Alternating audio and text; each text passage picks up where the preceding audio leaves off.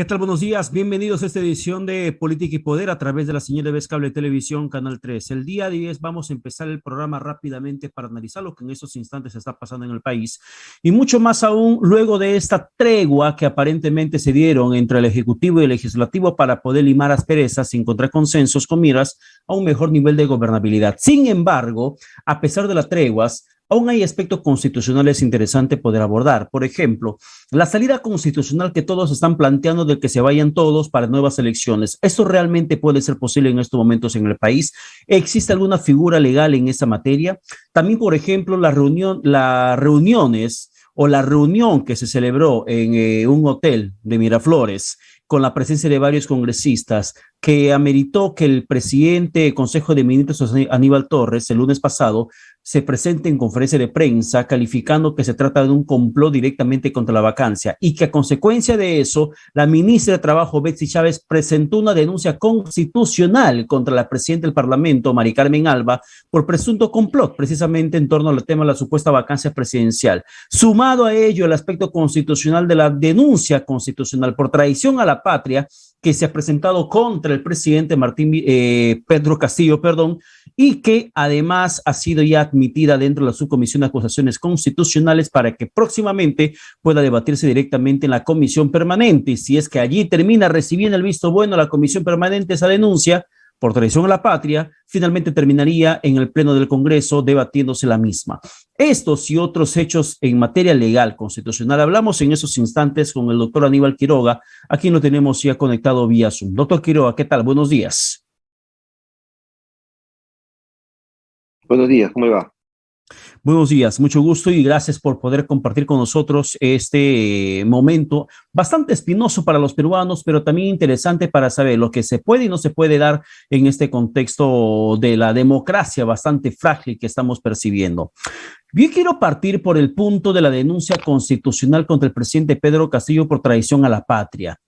Esto tiene asidero, doctor Quiroga, realmente poder procesar al presidente por una traición a la patria que, habida cuenta, no se ha consumado con una entrega soberana del mar a favor de Bolivia.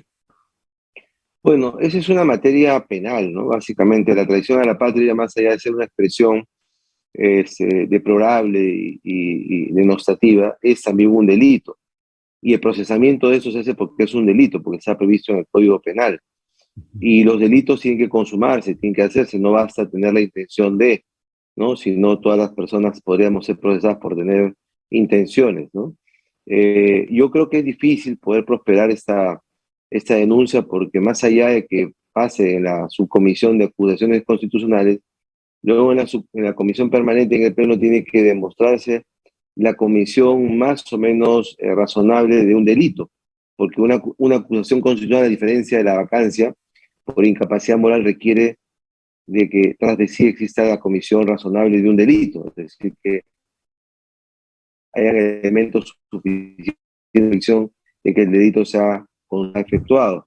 No me parece que la sola expresión feliz digamos, con ignorancia por parte del presidente Castillo respecto a la salida del mar de Bolivia, que no nos corresponde a nosotros, sino a Chile, porque Bolivia no pierde el mar con el Perú, sino con Chile, nos arrastra una guerra y luego nos abandona después de la batalla del Alto de la Alianza, sea un tema de responsabilidad histórica del Perú, ni que tengamos que ceder soberanía o territorial a Bolivia para compensarle la salida del mar que perdió con Chile. Entonces, más allá de esa expresión infeliz y absolutamente ignorante de la historia, yo creo que va a ser muy difícil que el tema de la traición a la patria prospere en el Congreso, ¿no?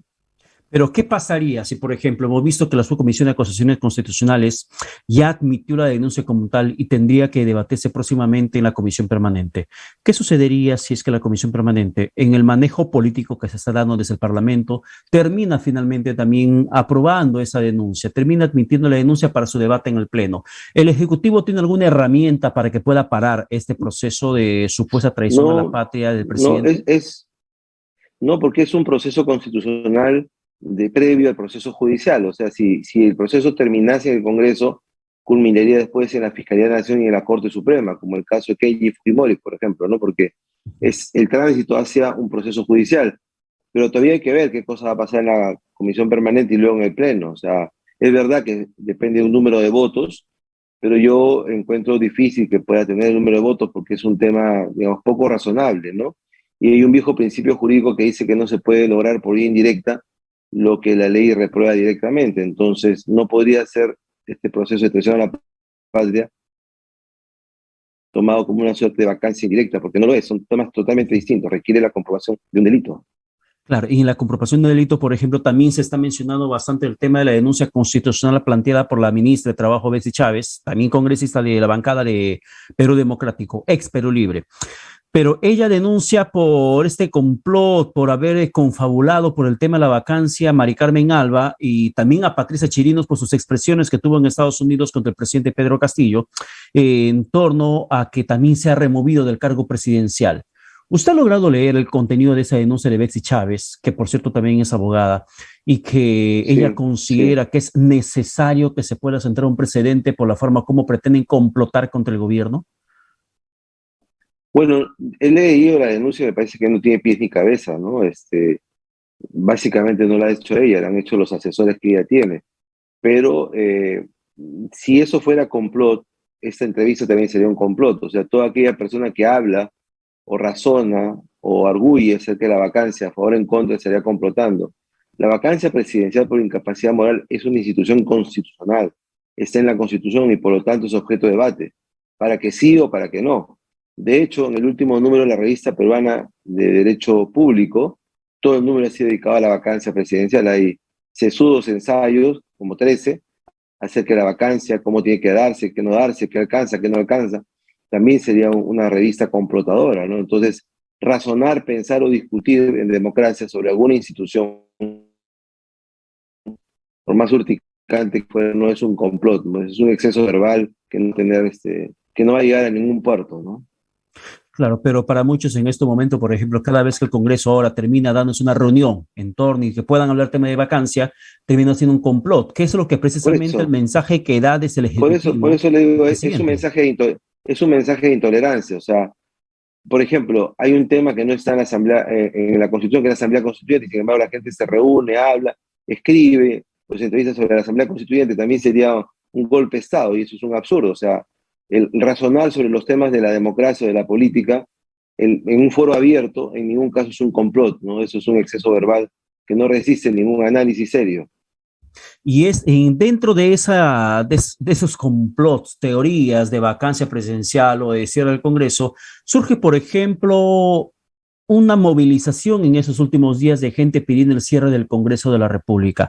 Y el cierre del Congreso de la República para muchos tendría que darse desde el presidente Pedro Castillo si es que no le da el voto de confianza al gabinete Torres y de manera consecutiva hace lo mismo con el siguiente gabinete. Sin embargo, el Congreso ha debatido dentro de la Comisión de Constitución la figura de eliminar el voto de confianza ante la presentación de un gabinete en la exposición de las políticas generales de gobierno.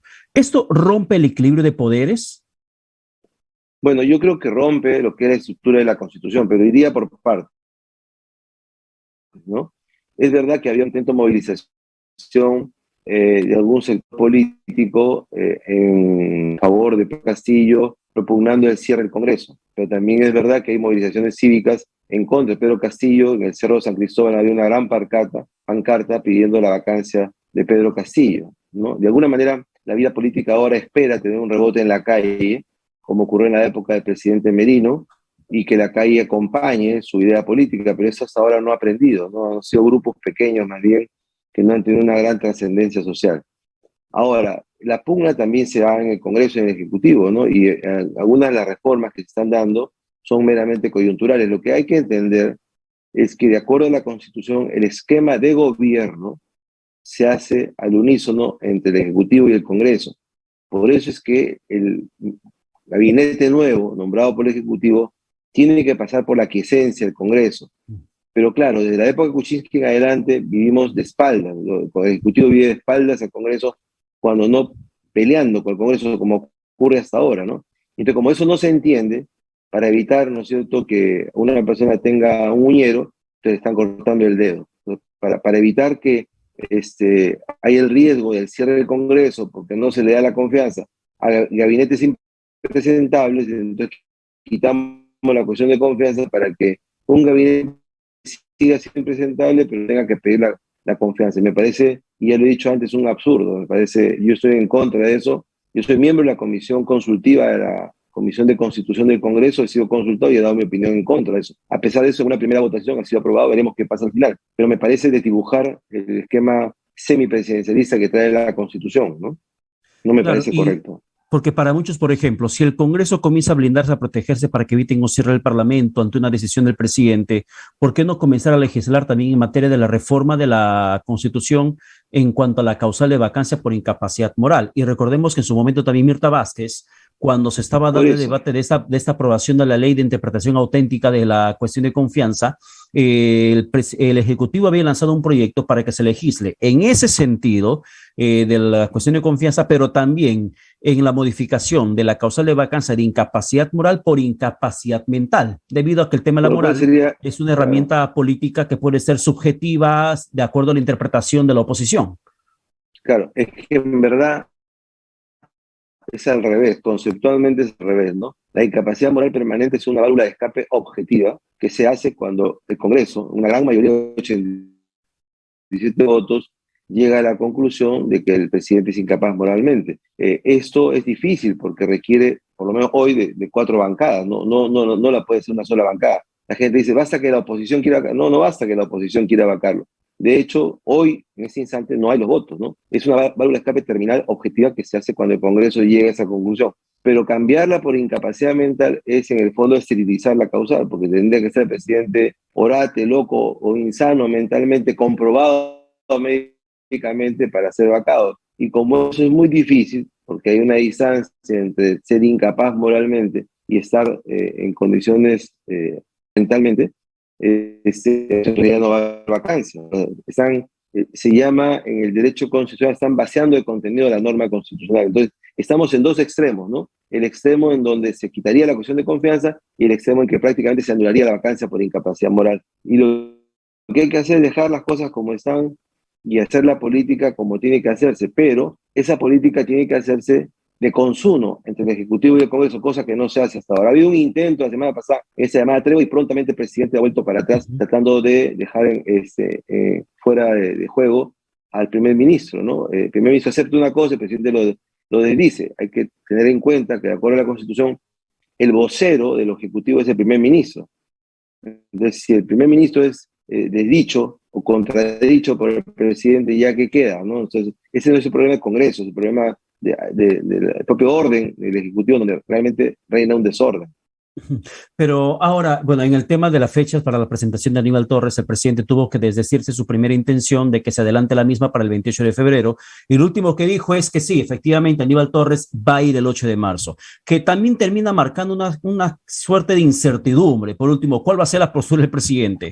De que se adelante, se invoque, le emplaza al Congreso, que termine finalmente allanándose el primer acuerdo que ya tuvo el Parlamento directamente con el presidente del Consejo de Ministros. Pero para muchos, en esta situación crítica, una salida a la crisis podría ser que se vayan todos. ¿Existe alguna figura que realmente pueda marcar el derrotero que debemos transitar para que se vayan todos, doctor Quiroga, para que se convoque a nuevas elecciones generales, no solamente parlamentarias o solamente presidenciales?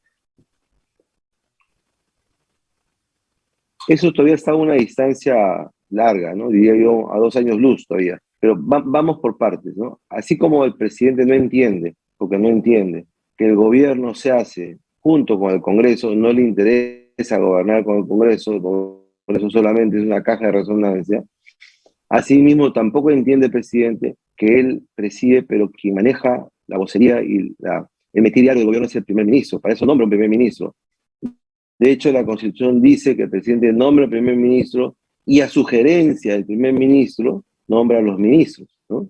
Entonces, es un personaje importante, el primer ministro, es el jefe de gobierno. Pero cuando el propio presidente de la República desestima eso, nombrando a personajes complicados en el primerato, o nombrando a una primera ministra a la cual no le da pelota, ¿no? Y la deja en el vacío, como el caso de la señora Vázquez, o nombra ahora a uno al cual contradice públicamente y el presidente tiene que retroceder, Entonces no entiende de qué cosa va la relación entre el premier y el presidente, ¿no? Y deja mal al premier a puertas de un pedido de confianza. Justamente es a lo que me refería, o sea, cada uno jala para su lado y no hay ninguna intención de gobernar en conjunto. Ahora, que se vayan todos, bueno, es una expresión política, ¿no? Yo ya le había escuchado antes en la Argentina de Kirchner, ¿no? También los argentinos decían que se vayan todos, pero el que se vayan todos es todavía un tema sideral, ¿no? No es un tema que esté cercano, porque implicaría varios supuestos que tienen que darse en el tiempo. Primero, que el presidente sea vacado o que renuncie. Eso no parece ser posible ahora. Segundo, que no exista vicepresidenta, sea porque también sea vacado o que renuncie, pero después de vacancia es otro proceso. No necesariamente está garantizado que a la vicepresidenta hayan condiciones para vacarla, ni razones para vacarla, o que renuncie, tampoco está asegurado que renuncie. Ella ha dicho que si vacan al presidente también va a renunciar, pero también dijo eso Martín Vizcarra y no pasó tal cosa, ¿no? A la hora de los hechos, las circunstancias y las ambiciones personales son mucho más poderosas. Siempre he justificado esto con las 3 mentiras universales: me sacrifico por la patria, el pueblo me lo pide y todas estas cosas, ¿no? Y lo tercero es una necesaria interpretación constitucional, porque en el año 2000 hubo que hacer una precisión constitucional para cuando el presidente Paniagua convocó elecciones complementarias, sean generales, y cesó el Congreso. El Congreso eligió el 2000, cesó el 2001, ¿no? Tuvo poca vida. Pero el propio Congreso aceptó hacerlo a través de una precisión. Hoy día no hay esa precisión. Y la Constitución dice elecciones a secas, ¿no? Entonces, la pregunta es, ¿solo elecciones presidenciales? La segunda pregunta es, ¿elecciones presidenciales para completar el mandato o elecciones presidenciales de 5 años? Si fuera lo primero, eso no lo dice la Constitución, requeriría una precisión. Si fuera lo segundo, se produciría por primera vez en la historia de la República un traslape, en donde el presidente va a estar más tiempo que el Congreso, ¿no? A la mitad del mandato del nuevo presidente, el Congreso tiene que ser reelegido y se produciría una dislocación entre lo que es la elección del Congreso con la elección del presidente.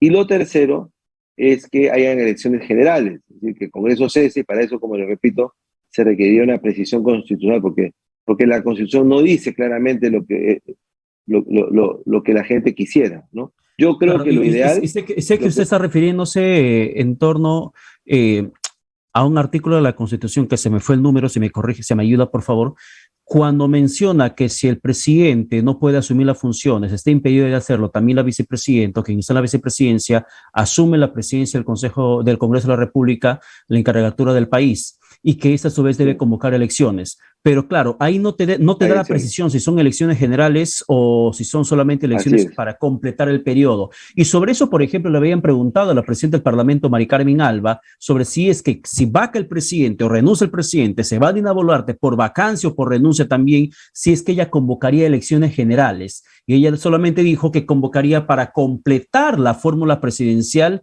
porque el Parlamento continuaría en funciones. Y para muchos eso no es una salida a la que todos están esperando. Bueno, es que esa es una interpretación de la Constitución, ¿no? Es la interpretación más Constitución, pero es una interpretación.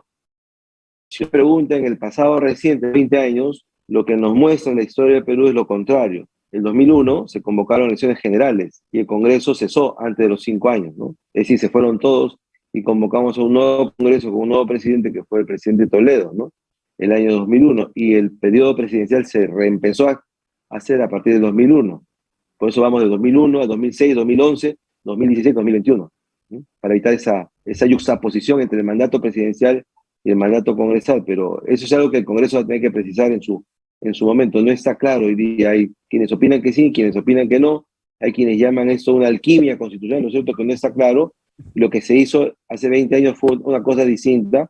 No sé si ahora se podría hacer lo mismo, pero lo que me parece absolutamente insano, incorrecto, es que se elija presidente por 5 años y el Congreso se vaya en 3, ¿no? Eso nunca ha ocurrido en 200 años, sería nefasto para nosotros, ¿no? Bien, doctor Quiroga, muchas gracias por la comunicación compartida. Que tenga buen domingo. Encantado, igualmente. Bueno. Muchísimas gracias. 9 de la mañana con 20 minutos. Vamos a la pausa y vamos a regresar analizando la coyuntura política y además tendremos la participación tras el corte del ex candidato presidencial Hernando de Soto para seguir viendo qué es lo que está pasando en el país y además un poco para conocer cuáles son los motivos que había generado que Bloomberg, por ejemplo, califique a la economía peruana como la más sólida, la más estable de toda Latinoamérica. Regresamos con esto y más aquí en Vez Cable.